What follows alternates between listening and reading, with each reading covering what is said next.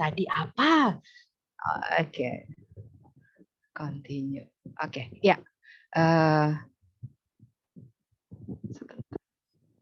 Ya, jadi terkait dengan COVID-19 ya, ibu-ibu semua yang pasti sudah tahu bahwa angka kejadian cukup tinggi. Suara saya masih jelas ya? Harapannya. Ya, harapannya masih jelas. Takutnya nanti biasa Bu, kalau di Zoom kadang-kadang saya yang asik sendiri, nggak taunya saya udah keluar dari zona nyaman begitu ya. Oke. Jadi memang kalau kita lihat data situasi COVID ini 23 Juli 2021 kemarin saya sempat mengikuti webinar terkait dengan vaksinator ya. Jadi saya ambil datanya terkait dengan peta sebaran transmisi lokal dan wilayah terkonfirmasi. Kita tahu bahwa wahana zona hitam ya, bukan zona merah lagi. Nah, itu berarti setiap dari 10 orang kemungkinannya ada satu yang terkonfirmasi positif COVID. Itu kurang lebih gambarannya untuk kejadian kasus baru. Apa itu corona? Saya rasa semua sudah tahu penyebabnya virus. Nah, kalau virus itu berarti kemungkinan obatnya itu agak susah untuk dikembangkan ya. Nanti kita agak bahas sedikit terkait dengan vaksinasi begitu ya. Jenis vaksinasi nanti yang kita terima, tapi kita satu persepsi dulu bahwa penyebabnya adalah virus. Jadi seperti demam berdarah itu penyebabnya virus. Kalau tipes penyebabnya itu bakteri gitu ya. Kemudian kalau malaria penyebabnya parasit. Nah kalau corona itu penyebabnya virus. Nah itu yang disebabkan oleh virus corona ya. Dan dipublikasi oleh WHO di tahun 2020 atau kita kenal dengan SARS-CoV-2.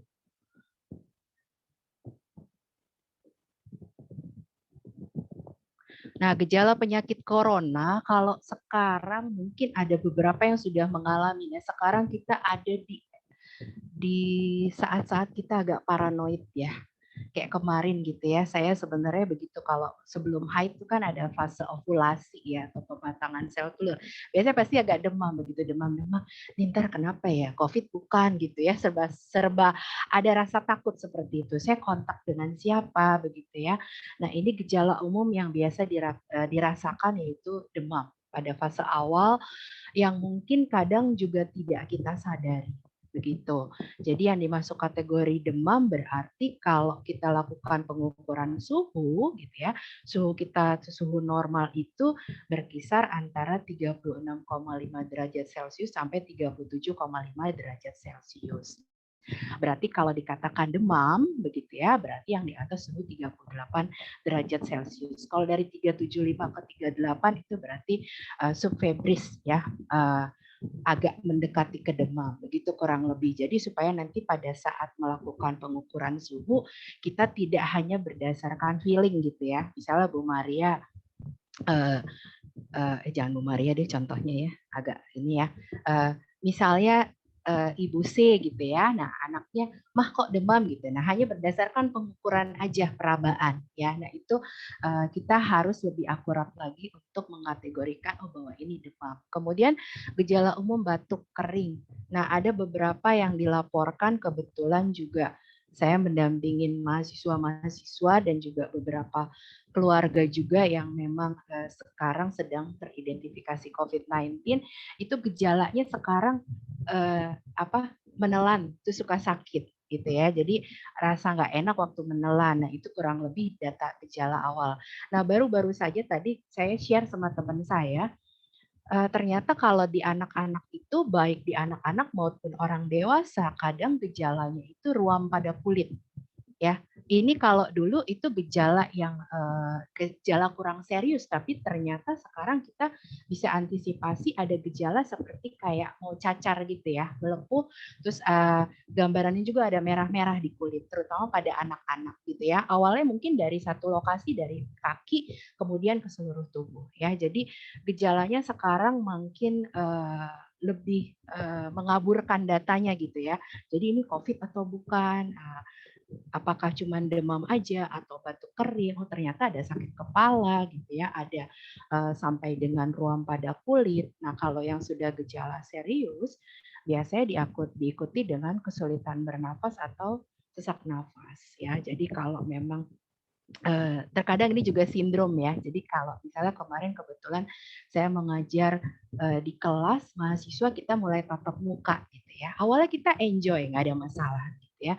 Nah tiba-tiba setelah itu di grup dilaporkan, mahasiswa tadi ada yang COVID ternyata gitu, positif gitu ya. Kita langsung tadinya nafas baik-baik kok rasanya nggak enak begitu ya. Jadi kita harus yang namanya kategori kesulitan bernafas, berarti pada saat kita menarik nafas itu agak sulit, agak berat ya. Kemudian pada saat kita mengeluarkan juga kita tidak bisa dalam waktu jangka panjang ya. Jadi makanya gimana sih nanti melatih supaya pernafasan kita lebih baik itu, kalau Bu Maria pasti tahu ya, itu yang namanya pakai pernafasan yang sambil meniup di mulut gitu ya. Pada kita tarik, terus kemudian hembuskannya sambil ditiup pelan-pelan gitu ya gerakannya. Nah, itu dilakukan berulang kali, itu mampu meningkatkan kapasitas ruang paru kita dalam mengisi oksigen kebutuhan kita gitu ya. Tapi kalau di saat kita tarik kok susah gitu ya, itu berarti ada masalah di dalam pertukaran. Jadi kalau misalnya ventilasi gitu kan, jendelanya oksigen udara masuk keluar gampang ya. Nah kalau di sini berarti ada masalah terkait dengan kemampuan fungsi parunya. Itu terkait dengan gejala COVID. Nah kemudian terkait berapa lama sih virus corona dapat bertahan pada permukaan benda ya. Saya nih agak sekilas-sekilas aja sesuai dengan yang mau di-share gitu kan. Kadang ibu-ibu tanya gitu ya, ada beberapa nanya, ini desinfektan tuh gimana sih caranya, bersihin tuh gimana gitu ya. Ada beberapa, saya sudah beli desinfektan yang spray gitu ya, yang disemprot gitu ya. Kalau saya pribadi memang ada beberapa alat yang mudah gitu ya, tidak perlu harus yang beli motor untuk mesinnya, untuk uapnya gitu ya. Ada beberapa diffuser ya, mungkin saya udah share juga ya sama Bu Anto, nanti mungkin juga bisa share ke teman-teman gitu ya, bahwa diffuser itu bisa menghasilkan uap gitu ya. Nah nanti itu yang bisa kita mengkondisikan lingkungan di sekitar kita sebagai desinfektan. Kemudian langkah berikutnya kita juga bisa membersihkan area-area ya yang sering kita sentuh gitu ya. Jadi kurang lebih ini partikel virus itu bisa bertahan di plastik itu ya, bahan-bahan yang dari plastik itu 8 jam sampai 6 hari gitu ya. Kayu itu kurang lebih 4 hari, kemudian bahan metal 5 hari. Nah keramik berarti kan ya ubin dan sebagainya gitu ya, itu kurang lebih 5 hari. Nah berarti kalau ibu-ibu nggak bersihin, kebayang gitu ya. Tadi kan misalnya kita dari rumah gitu ya, dari luar gitu ya, terus kita duduk nih, nggak langsung ke kamar mandi, nggak langsung mandi gitu ya. Berarti kan kita nggak tahu di badan kita gitu ya, seberapa persentase entah dia nanti terkena desinfektan yang kita pakai atau enggak gitu ya. Kan kita tidak bisa melihat yang namanya virus ukurannya mikro gitu ya, bahkan nano ya. Kalau misalnya meter, sentimeter, milimeter masih bisa dilihat begitu. Kutu rambut aja masih bisa dilihat begitu. Nah, ini berarti ukurannya mikro, nano mikro bahkan. Nah, kalau di kertas 5 hari dan seterusnya ya. Kalau di aluminium 2 sampai 8 jam.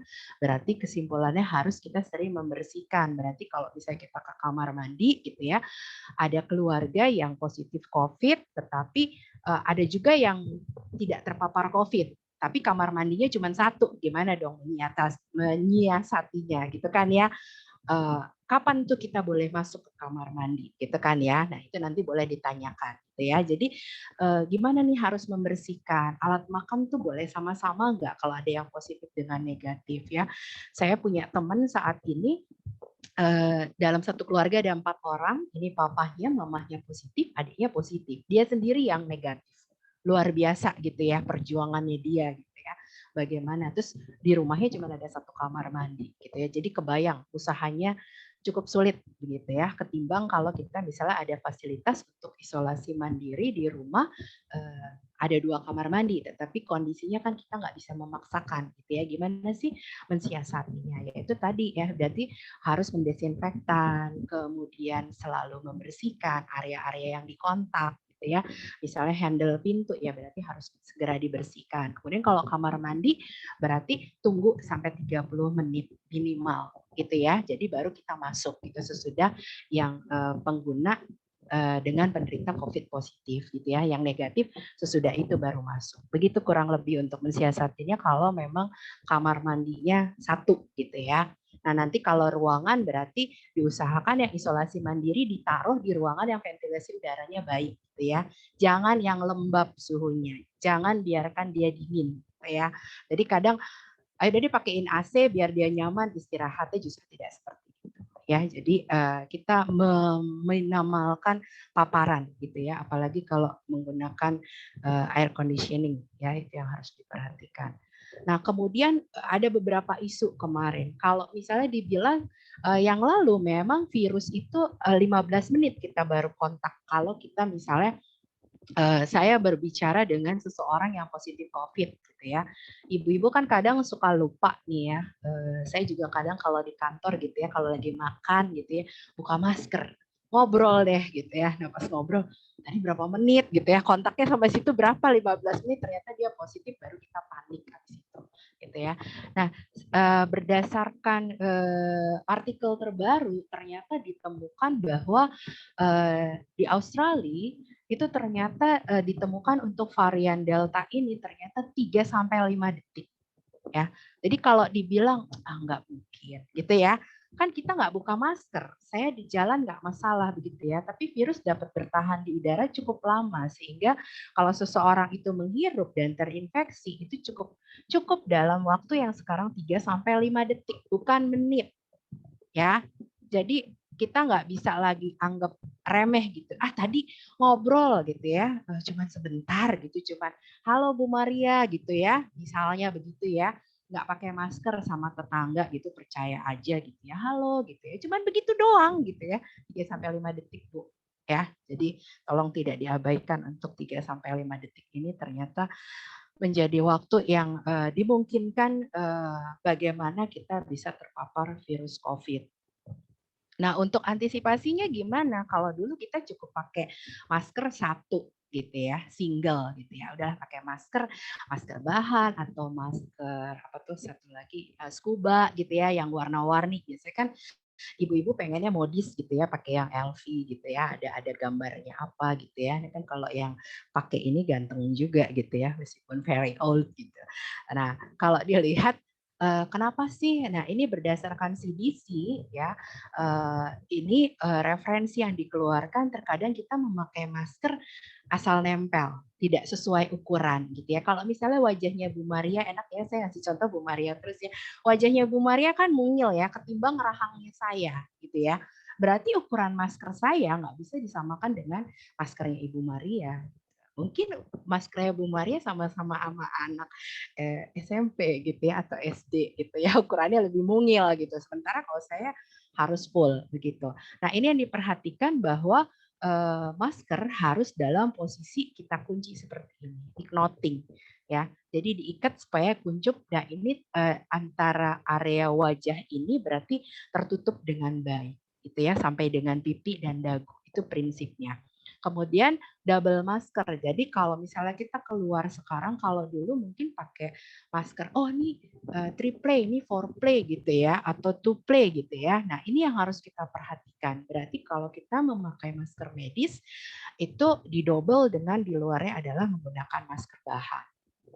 Nah, ini caranya kita membuat knot and tuck ya. Jadi bagaimana kita membuat simbol seperti ini supaya tidak ada rongga gitu. Kadang kan kita suka lepas-lepas naik turunin masker begitu ya, atau pakai apa tuh yang rantainya itu. Nah, itu juga harus diperhatikan jangan sampai itu menjadi media gitu. Kadang kita lupa nggak desinfektan gitu ya, itu dipakai.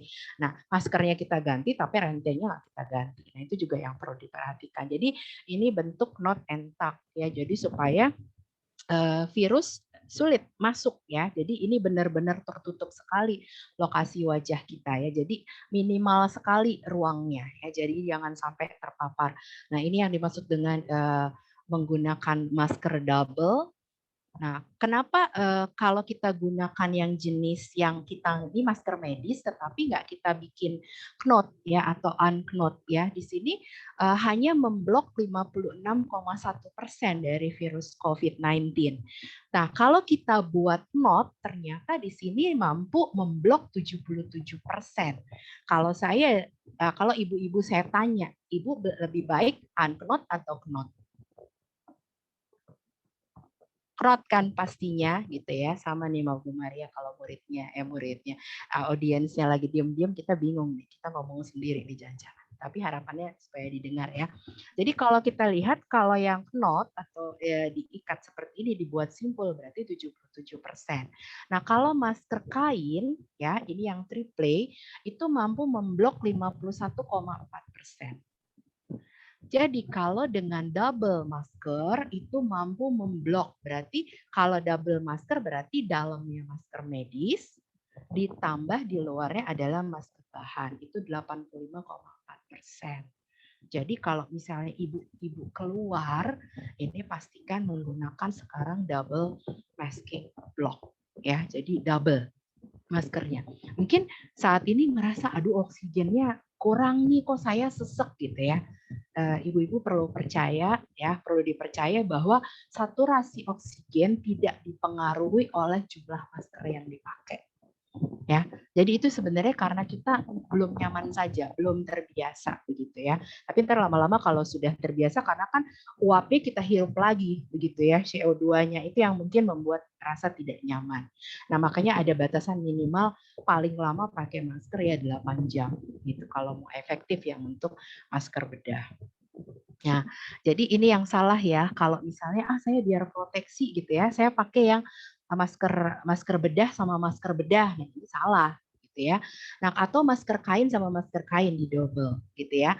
Atau masker N95 yang buat para medis ditambah dengan masker lainnya gitu ya. Tetapi beberapa di rumah sakit itu masker N95 di double dengan masker bedah untuk yang zona merah gitu ya, untuk proteksi karena memang terkadang kalau kita lama pemakaiannya akan mengurangi kemampuan filtrasinya. Jadi memfilter virusnya otomatis akan berkurang, gitu kurang lebih. Jadi kita baiknya adalah memakai yang masker bedah dan juga masker kain di double. Ini yang benar. Nah, ini kalau masker N95 itu mampu memfilter 95% partikel. Makanya biasanya ini dipakai oleh tenaga medis ya, harganya juga cukup mahal gitu. Jadi kalau memang mungkin kita kontak atau misalnya kayak Bu Lucy nih yang tugas di Trans 7 ya, mungkin terpapar banyak orang, nah kebetulan lagi ada acara apa gitu ya yang audiensnya cukup banyak, kalau mau safety ya pakai masker N95 gitu. Nah, kapan orang itu sebenarnya terinfeksi dan menularkan? Pada yang dengan gejala sedikit lebih mudah mengurainya. Jadi terkadang gini nih, ini yang suka ditanya, kadang tabelnya semoga nggak bikin bingung ya harapannya. Jadi kalau kita lihat di sini adalah seseorang gitu ya, karena ada gejala nih di tanggal 10 atau 11 dia ada gejala. Makanya dilakukan tes PCR karena ada gejala. Nah, berarti kapan ini orang terinfeksi ya? Jadi kita ngerunut ya bahwa ternyata sejak 2 hari sebelumnya itu dinyatakan positif. Ya, jadi kalau tanggal 10 dia dinyatakan positif dengan gejala, berarti masa inkubasinya atau virus itu sudah terpapar di dalam tubuhnya itu kita runut di minus 2 hari. Makanya kadang kita lakukan tracking 2 hari dirimu ketemu siapa aja gitu ya. Kadang kalau kita tracking. Jadi kalau saya tanya masalah mahasiswa ada yang positif atau 2 hari kemana aja? Oh kesini ketemu si ABC. Nah itu yang harus di tracking dan harus dilakukan pemeriksaan untuk PCR begitu ya. Jadi masa kontak erat 2 hari sebelum dinyatakan positif ya. Jadi itu minus 2 hari. Nah jadi rata-rata itu bisa kita ambil waktu 5 sampai 6 hari sebelumnya ya. Jadi penularan mulai terjadi 2 hari sebelum timbul tanda dan gejala. Ini kita ambil rentang. Sehingga ini yang nanti masuk di awal masa karantina bagi kontak erat gitu ya. Jadi kadang pada saat dia dengan tanda dan gejala dilakukan pemeriksaan PCR sambil menunggu waktu, itu harusnya sudah dilakukan isolasi mandiri. Bukan setelah hasilnya keluar baru dilakukan isolasi mandiri dan ternyata hasilnya positif gitu ya. Nah, itu yang kadang kita suka salah kaprah gitu ya. Nah, kemudian nanti dilakukan isolasi mandiri ya, hasil PCR positif di sini. Kemudian dilakukan isolasi mandiri dan nanti bebas gejala gitu ya, pulang dari rumah sakit dengan ada beberapa pedoman, yaitu tergantung berat kritisnya dari satu gejala. Nah, ini sampai dengan 14 hari bila masa isolasi tidak terjalani dengan baik. Nah, ini yang harus kita perhatikan bahwa berapa lama sih orang dinyatakan harus isolasi mandiri. Ya, jadi sejak dinyatakan positif dengan gejala ya kita minusin 2 hari harusnya, kemudian ditambah hari ke depan. Kurang lebih seperti itu. Jika kalau ada gejala yang bertambah berat, yang pasti isolasi mandiri akan berlanjut dengan melakukan beberapa pemeriksaan lagi. Kalau misalnya orang itu ada gejala, itu akan lebih mudah kita ngeceknya. Nah, kalau nggak ada gejala gitu ya, misalnya kejadian temen nih share, karena dari kantor ada tracking gitu ya, di swab semua gitu ya, lakukan pengambilan sampel gitu ya, lakukan tes PCR-nya gitu ya. Nah, ini kita nggak tahu gitu ya. Nah, ini kan swab tanpa indikasi awal dikirim untuk pemeriksaan PCR. Seharusnya mulai karantina mandiri gitu ya. Tapi ditanya kontak sama siapa dan sebelumnya. Nah, ini agak susah gitu ya. Nah, ini isolasi sampai dengan 10 hari tanpa ulang PCR. Begitu. Karena memang tidak ada gejala dan tanpa riwayat kontak ya. Jadi ini yang membedakan bagaimana seseorang itu melakukan pemeriksaan PCR dengan gejala atau tanpa gejala. Itu yang membedakan. Dari sini mungkin kalau ada yang mau tanya boleh langsung ya Ibu-ibu. Nah, kemudian kita suka salah kaprah nih ya. Ini salah satu pembicara di YouTube yang paling saya suka ya. Dr. Tonang ya, nanti Ibu-ibu boleh klik di YouTube ya kalau mau mendengarkan sesi lebih lengkapnya ya. Terkadang kita suka salah nih kalau ngomong mau tes apa, tes swab hasilnya positif gitu ya. Nah, itu bikin bingung gitu ya. Sebenarnya tes swab itu adalah caranya, tekniknya nge-swab pakai alat gitu ya, yang seperti kayak kapas ada pakai ya swab kayak cotton bud gitu ya, tapi itu swab ya. Nah, itu diambil pulasan gitu ya, diambil lendirnya atau secretnya dari hidung atau dari mulut gitu ya. Nah, itu dilakukan swab. Nah, itu sebenarnya tes swab. Nah, tetapi kalau kita mau tahu itu pemeriksaannya itu ada apa aja sih? Nah, kalau misalnya istilahnya rapid test. Nah, rapid test tuh banyak gitu ya. Kalau rapid test kita lihat di sini ya Ibu-ibu. Jadi kalau rapid itu artinya cepat. Itu rapid test. Nah, tapi rapid testnya apa sih yang mau diperiksa? Yang dimaksud rapid itu ada TCM, ada pemeriksaan antigen dan rapid antibody. Jadi kalau misalnya mau periksa, rapidnya rapid apa? Rapid antigen, apa rapid antibody, apa rapid TCM. Ya, apa sih itu sebenarnya TCM ya? TCM itu tes cepat molekuler. Jadi itu untuk mengetahui jenis virus RNA-nya, diambil dari RNA-nya. Jadi dari badannya si virus itu sendiri. Nah, kenapa dibilang rapid? Karena waktunya kurang dari 2 jam bisa langsung teridentifikasi. Ya, kemudian kalau rapid antigen sama rapid antibody ya. Nah, kalau rapid antigen itu cuma 15 menit gitu ya. Kalau sekarang banyak banget tuh pemeriksaan antigen di mana-mana gitu ya dengan harga bersaing. Nah, itu juga harus hati-hati ya karena bisa saja ada yang false positif ya. Jadi positifnya salah gitu atau negatifnya juga salah gitu ya. Gimana dia tekniknya, kemudian simpen alatnya benar apa enggak gitu ya. Nah, itu yang harus diperhatikan gitu ya. Kalau makanya dibilang rapid antigen karena waktunya cuma butuh 15 menit kita tahu hasilnya. Kemudian ada rapid antibody. Nah, kalau antibody ini sama juga waktunya kurang lebih 15 sampai 20 menit ya. Cuman perbedaannya apa terkait dengan yang PCR atau polymerase chain reaction ya. Jadi ini kita pengen tahu RNA-nya di dalam virus. Ya, jadi ini yang makanya harganya lebih mahal. Kalau nggak salah sekarang sekitar 850.000 sampai 1.200.000 gitu ya untuk pemeriksaan PCR ya. Jadi dan waktunya juga cukup lama 2 sampai 3 hari. Tetapi mana yang lebih efektif gitu ya. Nah, jadi kalau kita lihat di sini, kalau kita bilang hasilnya PCR itu hasilnya positif atau negatif. Gitu ya. Jadi kalau misalnya saya positif COVID-19 gitu. Pemeriksaannya apa? Rapid antigen. Salah dong kita ngomongnya gitu ya.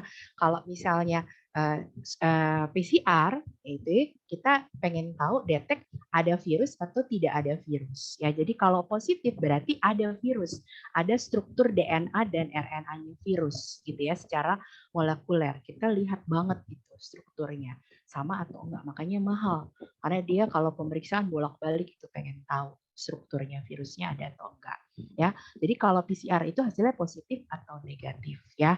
Dan kemudian kalau PCR itu biasanya ada city value ya. Nanti saya jelaskan terkait dengan city value. Kemudian kalau yang terkait dengan serologi antigen ya. Jadi kalau antigen itu protein. Jadi struktur protein dari virusnya kita cek. Nah, itu reaktif atau non reaktif. Nah, ini sebentar aja, nggak susah-susah gitu ya. Waktunya singkat gitu ya. Makanya kalau dibilang hasil rapid antigennya apa? Reaktif atau non reaktif. Kalau reaktif berarti ada keberadaan si virus di dalam tubuh seseorang tersebut ya. Nah, ini saya akan pertegas dengan ini tadi udah bedanya udah jelas ya antara PCR, TCM, antigen, antibody gitu ya. Jadi nanti nggak salah sebut lagi gitu ya. Jadi saya diperiksa swab antigen. Memang spesimennya benar diambilnya dari hidung atau dari mulut gitu ya untuk antigen. Kalau antibody itu pemeriksaannya pakai darah ya. Kalau untuk PCR, TCM dan antigen pakainya bisa dari kultur dahak ataupun sekret dari hidung maupun tenggorokan.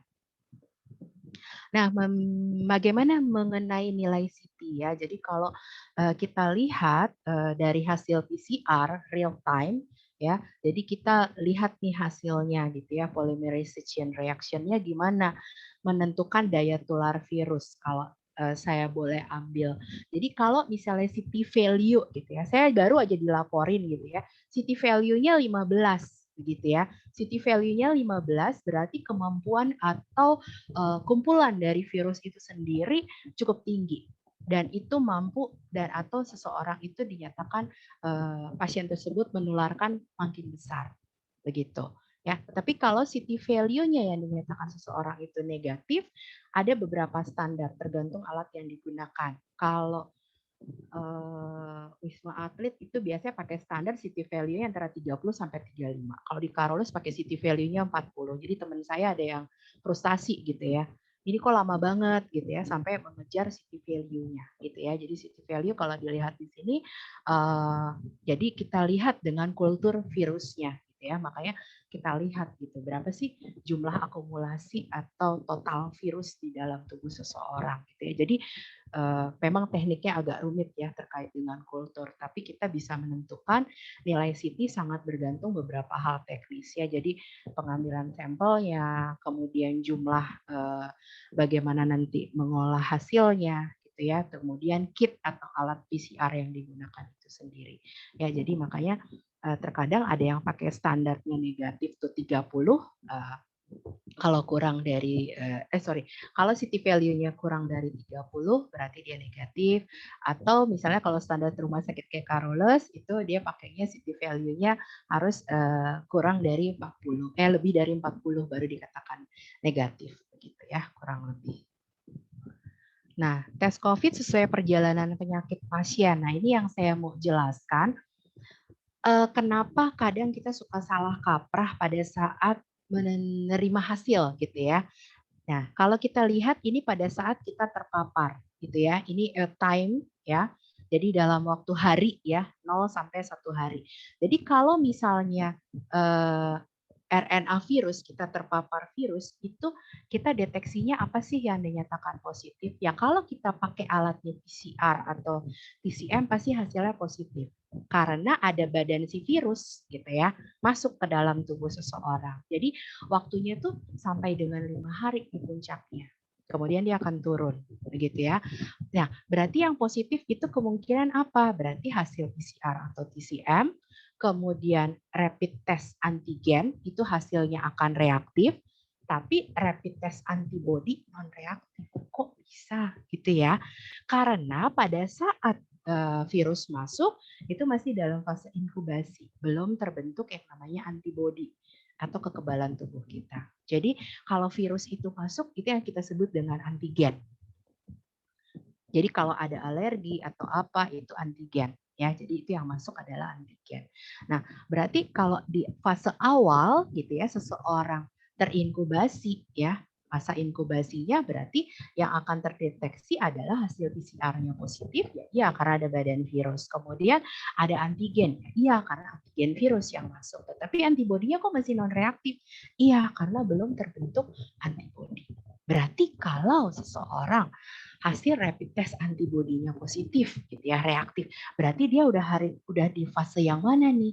Nih, di fase yang sekitar kurang lebih di hari ke-9 10 sampai dengan ke-14 hari. Itu yang dinyatakan rapid test antibodinya positif ya. Berarti dia dalam fase penyembuhan atau bisa juga pada saat itu sedang bergejala. Ya, jadi jangan sampai nanti salah melakukan pemeriksaan gitu ya. Jadi kadang kita suka salah kaprah. Kemudian kalau misalnya ini tanpa gejala atau sedang nih ya di fase hari ke-5 sampai dengan hari ke-14 begitu ya. Nah, ini ada tanpa gejala ya sampai dengan hari ke-13 14. Nah, hari ke-14 ini recovery ya. Jadi di sini hasil antigen atau virusnya mulai turun ya. Kemudian tubuh mulai membentuk yang namanya antibodi atau kekebalan. Makanya ada cek namanya IgG, IgM untuk antibodi terhadap virus COVID-19 ya. Nah, kalau antibodi berarti kalau saya sudah pernah terinfeksi virus COVID, mungkin terkena lagi nggak? Mungkin.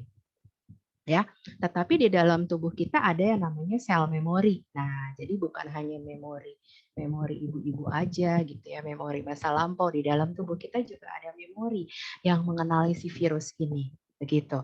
Nah, tapi bisa nggak positif? Bisa, tetapi waktu untuk deteksi antibodinya gitu ya. Jadi hasil PCR atau TCM-nya negatif, rapid test antigennya non reaktif, tapi rapid test antibodinya reaktif. Karena apa? Karena memang dia sudah punya riwayat begitu ya. Jadi kalau misalnya IgG IgM-nya negatif atau IgG IgM-nya negatif berarti dia belum pernah terinfeksi. Tapi kalau IgG IgM-nya reaktif berarti dia sudah pernah ada memori. Jadi sudah pernah terpapar dan dia punya kekebalan tubuh sendiri. Begitu kurang lebih. Jadi kapan kita menggunakan atau mengatakan bahwa seseorang itu positif atau enggak gitu ya. Jadi jangan langsung panik atau salah mengambil kesimpulan. Nah, ini dalam kondisi saat ini kenapa sih antigen? Ya, jadi waktu itu sempat dikatakan bahwa 8 April 2020 ya menggunakan tes COVID-19 itu yang dianjurkan justru adalah PCR, bukan antigen. Ya, jadi PCR atau TCM itu adalah pilihan terbaik. Ya, tetapi harganya mahal, waktu tunggunya lama gitu ya, 2 sampai 3 hari gitu ya. Kalau puskesmas bisa berapa lama tuh? Mungkin pasiennya udah nggak ada baru hasilnya keluar. Gitu. Jadi kurang lebih bisa 1 minggu kalau yang puskesmas itu karena dia harus mengirim spesimennya misalnya ke Eijkman atau lembaga-lembaga yang memang punya alat untuk melakukan tes PCR begitu.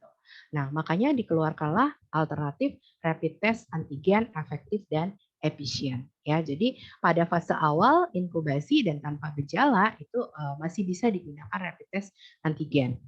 Tapi kalau untuk rapid test antibody belum tepat karena tadi ya antibody terbentuknya belakangan gitu setelah terpapar kita antigen.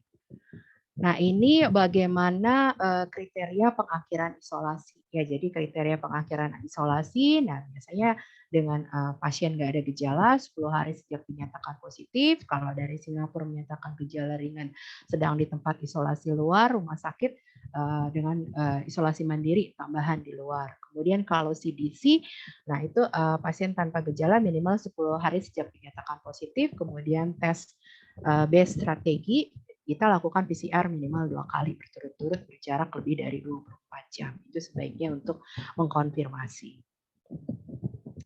Kita beralih ke vaksin ya, Ibu-ibu. Nah, kalau vaksin itu apa sih sebenarnya? Produk biologi yang berisi antigen. Berarti antigen itu si virusnya ya, yang sudah mati atau masih hidup, yang dilemahkan, masih utuh atau bagiannya atau berupa toksin mikroorganisme yang telah diolah jadi toksoid atau protein rekombinan. Jadi itu isinya vaksin. Ya, jadi vaksin itu produk zat yang dimasukkan ke dalam tubuh manusia yang akan menstimulus sistem kekebalan kita, imunnya. Kalau vaksinasi, gimana memasukkan vaksin itu ke dalam tubuh orang? Kalau imunisasi, proses yang membuat tubuh manusia terlindung dari satu penyakit. Kalau imunitas itu kekebalannya, jadi nanti antibodinya. Itu harapannya. Jadi kenapa sih kita harus vaksin gitu ya? Supaya kita terpapar lebih dulu. Kalau kita terpaparnya nggak tahu, kita jatuh sakit, antibodi kita agak susah membuatnya.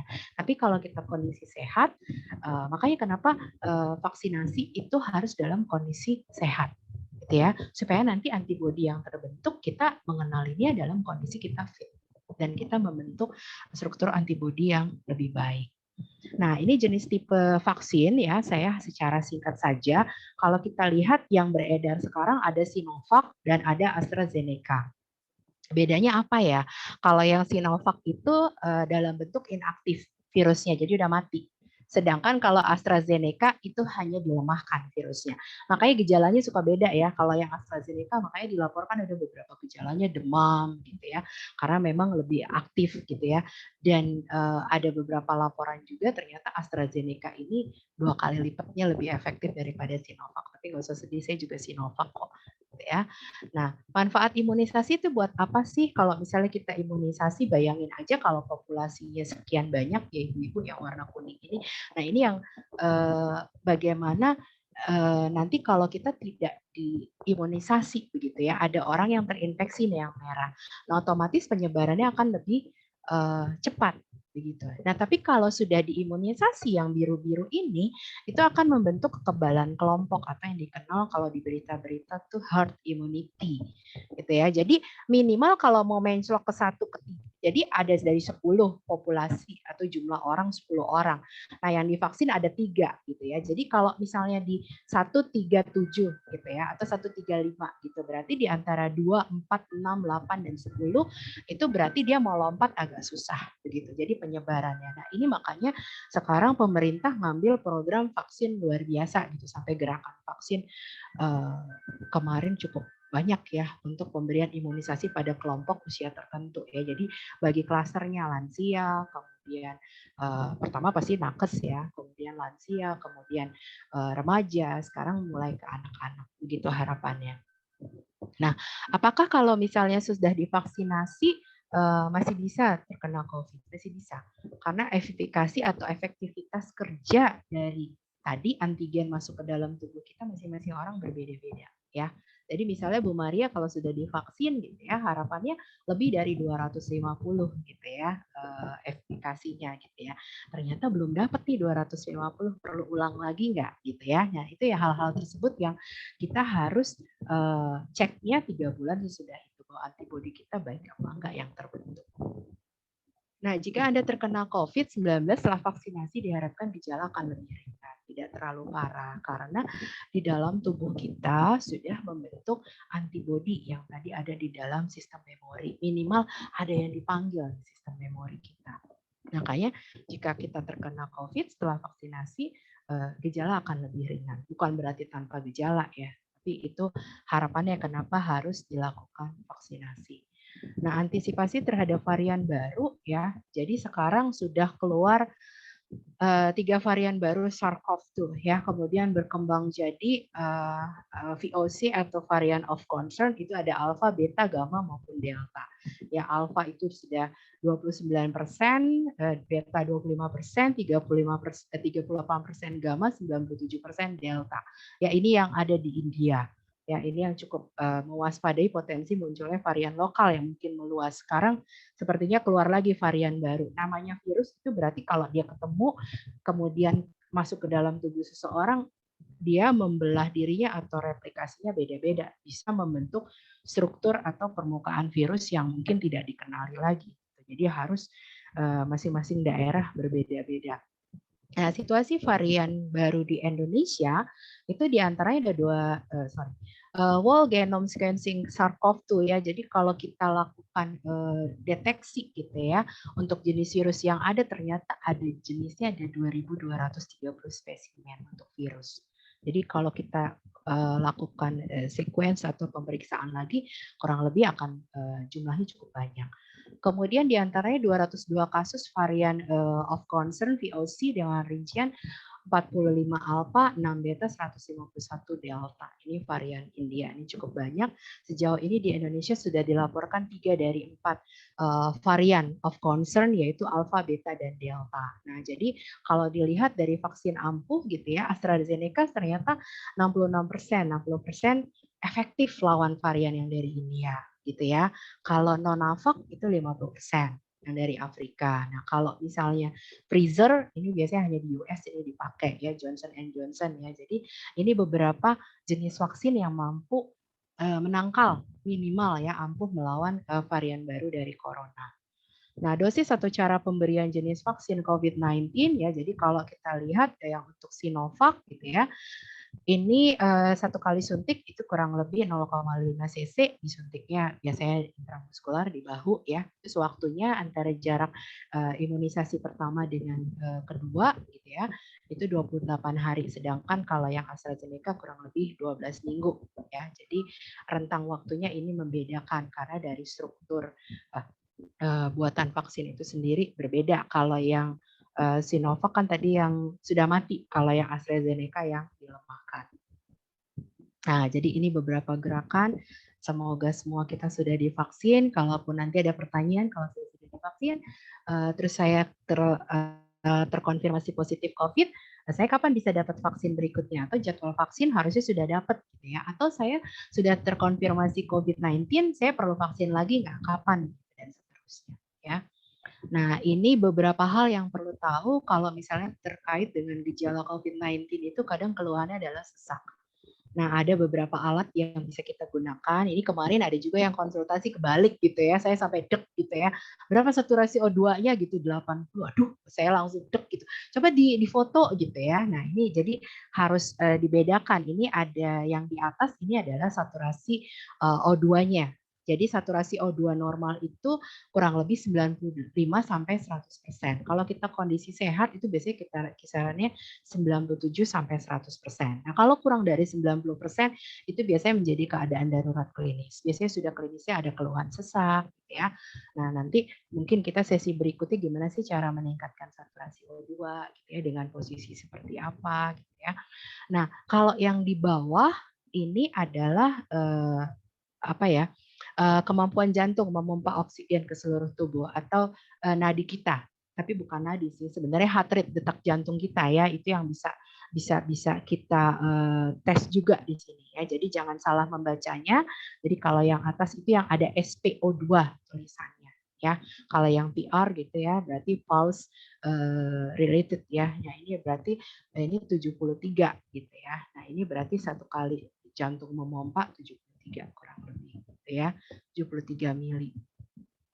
Nah, jangan lupa terapkan 5M, makan bersama, cara pemakaman nih kadang kita suka lupa ya, olahraga bersama, foto gitu ya. Beberapa hal kadang kalau kita bisa ada acara, buka-buka tapi jangan ngomong gitu, kita buka gitu ya. Sudahlah gitu ya.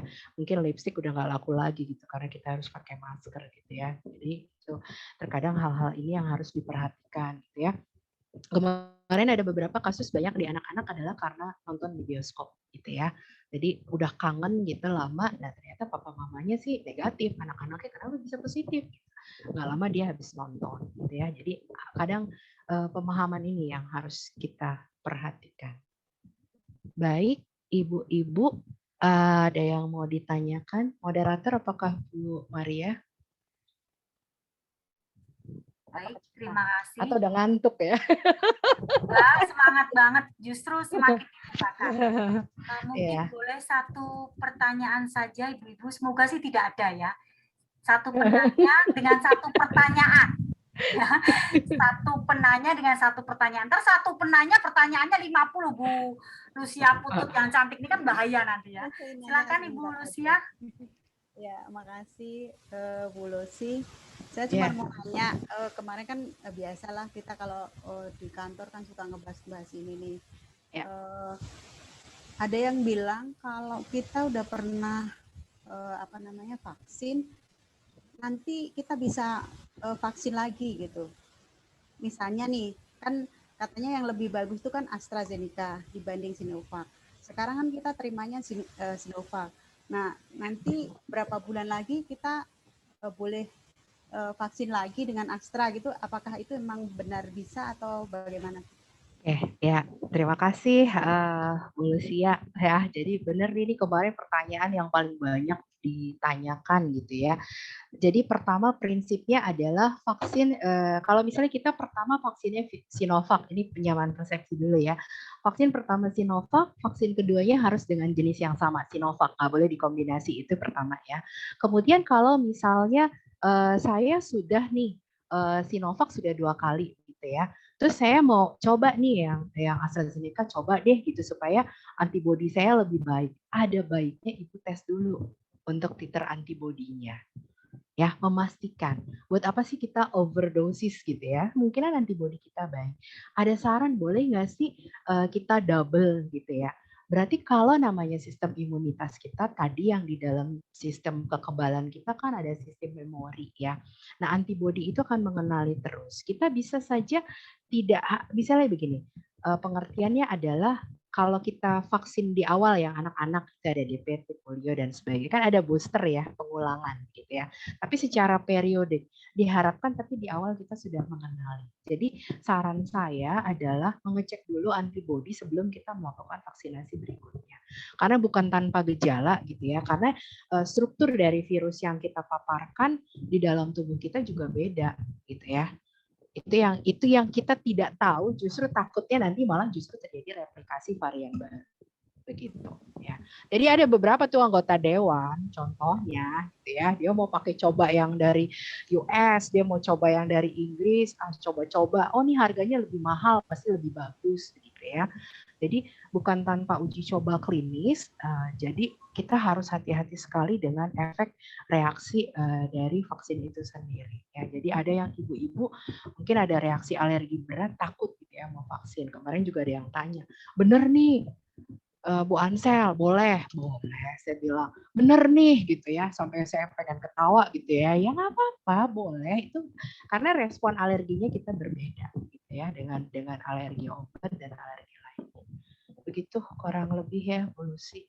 Saya semangat sendiri ya, udah jam 9. Dan diskusi udah jam 12 malam gitu ya Cililia. Bagaimana Bu Lucia Putut? Sudah sangat. Saya satu lagi kali ya Bu Maria tambahan. Jadi kadang gini, orang udah divaksin pertama, terus kena COVID, perlu vaksin lagi nggak? Kalau dia sudah dinyatakan negatif, gitu ya, dia boleh mengulangi vaksin berikutnya tanpa harus vaksin lagi dari awal. Ya, jadi kalau misalnya dia vaksin pertama, terus dia COVID, dia meneruskan aja yang berikutnya untuk vaksin yang kedua gitu ya. Tapi kalau misalnya belum vaksin tapi dia COVID, nunggu 3 bulan dulu baru dia melakukan vaksinasi. Nah itu baiknya kita cek antibody, titer antibody. Gitu. Jadi kadang kita nggak sadari nih Bu Lucia karena kita udah terpapar gitu ya di tempat kerja banyak tuh ada delta, gamma, beta dan sebagainya itu cakep-cakep tuh nama virus gitu ya. Kita nggak tahu nempel di mana, ada di mana gitu ya. Jadi emang kalau sekarang tuh pokoknya meminimalkan gitu ya, pakai hair cup lah, pakai face shield gitu ya, sampai nggak bisa bergerak. Saya kemarin juga nubruk-nubruk karena pakai face shield gitu ya. Jadi mungkin hal-hal tersebut yang harus diperhatikan supaya nggak salah kaprah. Nah, satu lagi tips ya, kadang kalau kita mau dapat vaksin lupa. Kita sehat gitu ya. Kalau saya pribadi ya, saya selalu menekankan sebelum vaksin minimal 2-3 hari tidur cukup gitu ya. Terus juga kita minum multivitamin sama kondisinya supaya nanti pada saat kita terpapar antibodi yang terbentuk efektif. Itu harapannya. Itu sih ya. Jadi tipsnya dari saya supaya vaksinnya kerjanya baik gitu ya. Sama kalau kita minum penambah darah supaya penambah darahnya itu efektif harus kita konsumsi apa? Oh ya udah vitamin C gitu ya. Kadang itu lupa gitu ya. Itu Bu Maria, Bu Lucy. Ya. Ya. Nanti boleh chat kok kalau misalnya ada yang nggak jelas boleh japri. Boleh telepon gitu. Kalau nggak diangkat biasanya dia rada-rada pergi kemana gitu di dunia yang lain. Film Korea sepertinya ya. Kita berikan applause untuk pembicara kita luar biasa ini, ibu-ibu. Mohon icon applause-nya juga boleh. Kami WKRI Ranting Maria de la Salette, kami mengucapkan terima kasih kepada Ibu Maria Luciana yang sudah memaparkan materi yang luar biasa kepada kami. Sehingga kami semakin memahami, semakin diteguhkan untuk menjaga kesehatan dan keselamatan keluarga kami masing-masing. Doa kami senantiasa bersama Ibu Maria Luciana, selalu sehat bersama keluarga, berlimpah berkat, sejahtera. Kami tidak bisa memberikan apapun, hanya bisa memberikan cinta kepada Ibu Maria Luciana. Puji Tuhan, ibu-ibu. Jadi ketika spontan kami mencoba menghubungi supaya ibu-ibu Ranting Maria de la Salette ini tidak hanya mendapatkan siraman rohani, tetapi juga pengetahuan, mengingat memang wahana ini zonanya udah hitam legam, maka membutuhkan peran Ibu Maria Luciana yang luar biasa ini. Terima kasih Ibu tercinta, berkatnya luar biasa untuk Ibu dan keluarga. Kita berikan aplaus sekali lagi untuk Ibu Maria Luciana. Ibu. Dengan demikian keteguhan hati, iman, dan pengetahuan kita sudah lengkap tersampaikan. Terima kasih atas kehadirannya ibu-ibu. Ada pantun untuk ibu-ibu tercinta. Jangan keluar dulu, nanti kita foto bersama ya. Pantunnya adalah jalan-jalan ke jati asih. Dari pagi. Oh ya, ulang ya. Oh iya, ulang. Saya kadang bablas aja. Jalan-jalan ke jati asih. Cakep. Dari pagi hingga petang. Cakep. Kami sangat berterima kasih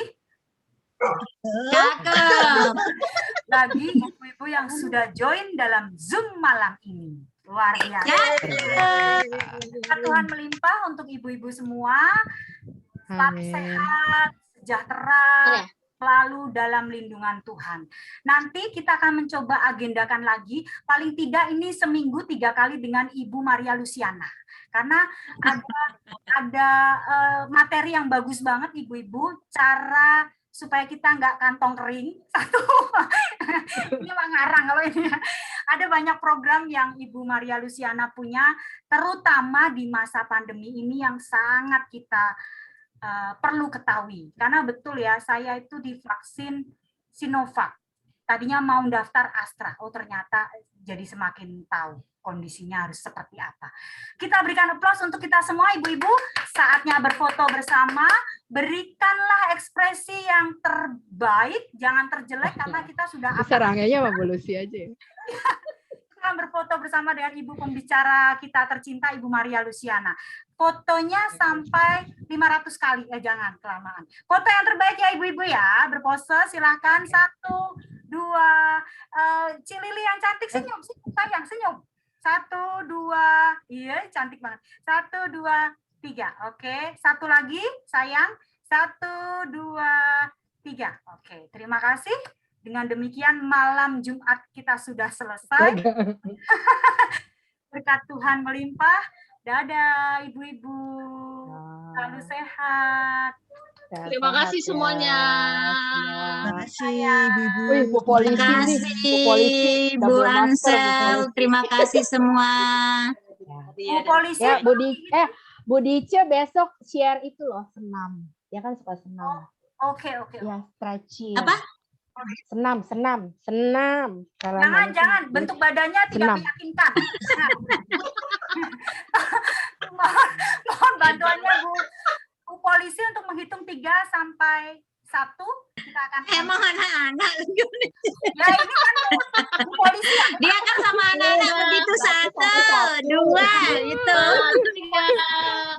dah. Ah.